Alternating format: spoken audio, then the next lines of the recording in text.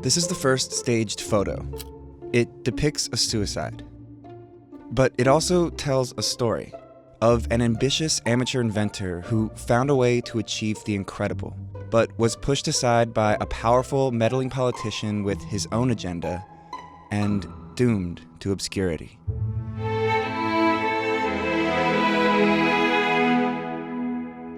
Hippolyte Bayard was an artist, a gardener, a collector, and an experimenter. And in 1839, he invented photography. Sort of. People knew for centuries how to create an image with light, but they didn't have a way to permanently fix it onto a surface, until several people actually figured it out all at once.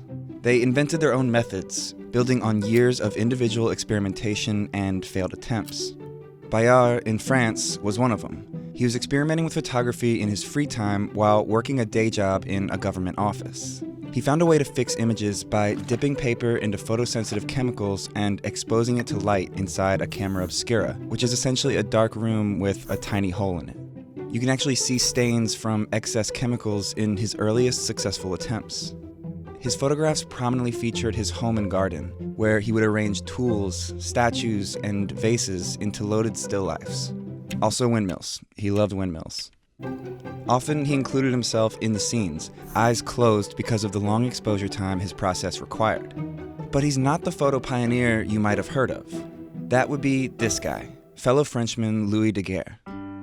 Daguerre had already made a name for himself and captured the public's attention in the 1820s with popular interactive art shows called dioramas. Fixing an image to a surface was his next big ambition. And by the late 1830s, he'd had his own breakthrough with photography, successfully creating a process to fix an image to a metal plate. He called his invention the daguerreotype.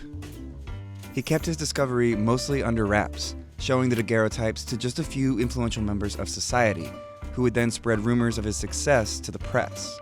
Bayard, on the other hand, worked alone, but he was eager to share his work. In June 1839, he held a photo exhibition, becoming the first photographer to show his work in public. One attendee wrote later, "They were like nothing I'd ever seen. They unite the impression of reality with the fantasy of dreams." Bayard was prepared to demonstrate his process to the Academy of Sciences, the highest scientific authority in France. And that's where François Arago comes in, a prominent French politician and astronomer and chair of the Academy of Sciences. He was also a supporter of Daguerre's, and after being shown successful daguerreotypes in late 1838, he set out to arrange a deal with the French government to purchase the rights to the invention. He wanted photography to be France's gift to the world, and Daguerre was going to be the man to deliver it. So when Bayard showed Arago his successful prints, the politician persuaded him to hold off on announcing the details of his method until the Daguerre deal was finished. And on August 19th, 1839, standing before the Academy of Sciences with Daguerre seated right next to him, François Arago revealed the exact process for creating a daguerreotype. That moment is considered the birth of photography. And once the French government made the details of the process public, daguerreotyping spread like wildfire, becoming the first practical, widespread method of making pictures. Daguerre was awarded a lifetime government pension and the principal credit for inventing photography, sealing his place in the history books. A couple months later, Bayard finally got his chance with the Academy and demonstrated his own process. But it was too late. Daguerreotyping was already established, and the Academy wasn't interested in pursuing his alternative technique. And as a response, Bayard killed himself. Well, metaphorically. The tongue-in-cheek caption he wrote on the back of this self-portrait reads, "The corpse you see here is that of Monsieur Bayard, inventor of the process that has just been shown to you. The government, which has been only too generous to Monsieur Daguerre, has said it can do nothing for Monsieur Bayard, and the poor wretch has drowned himself." The image itself is rich with symbols that Bayard included to hint at his perceived injustice. First, he posed nude, partially covered in a shroud, a symbol people would have recognized from iconic paintings depicting martyrs. Another important detail that would have resonated with 19th century Parisians is in the caption. He has been at the morgue for several days, and no one has recognized or claimed him. The Paris morgue at this time was open every day to the public, in hopes that people would claim unidentified bodies, many of them anonymous suicides.